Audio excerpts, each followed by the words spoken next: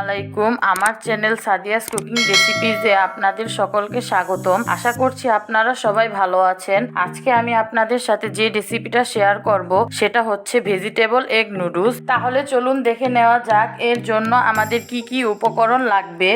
Noodles তৈরির জন্য আমি নিয়েছি গাজর, পেঁয়াজ কুচি, রসুন বাটা, মরিচ, আলু, বরবটি, টমেটো, লেবু, একটা ডিম ও লবণ। এখন প্রথমে আমি নুডলসগুলোকে সিদ্ধ করে নেব। এখানে আমি পানি গরম করতে দিয়েছি। পানি বলক চলে আসলে এতে আমি দিয়ে দিব প্রায় 200 গ্রাম নুডলস, সামান্য পরিমাণ লবণ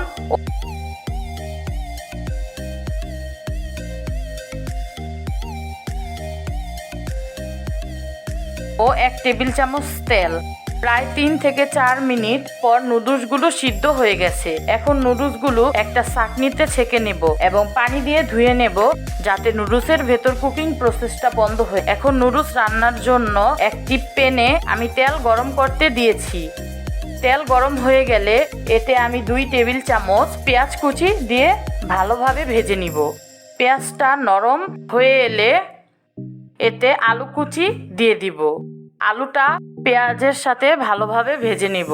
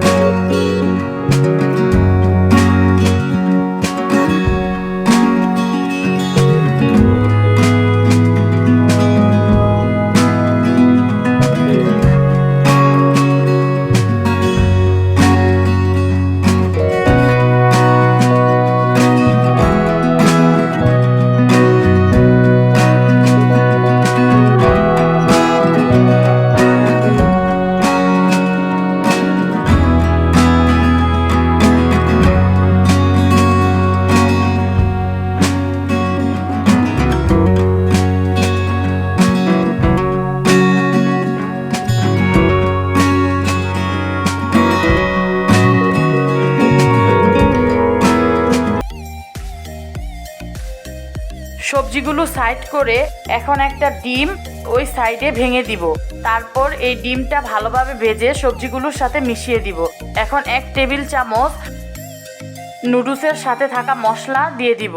তারপর আগে থেকে সিদ্ধ করা নুডলসটা এটার মধ্যে দিয়ে ভালোভাবে নেড়েচেড়ে নিতে হবে।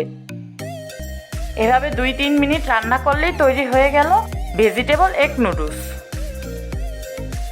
এখন নুডলসটা পরিবেশনের পালা। আপনারা আপনাদের পছন্দ মতো বাটিতে এটাকে পরিবেশন করে নিতে পারেন। নুডলস রান্নাটা কেমন লাগলো সেটা লাইক, শেয়ার এবং কমেন্ট করে জানাবেন। আজকের মতো বিদায় নিচ্ছি। আল্লাহ হাফেজ।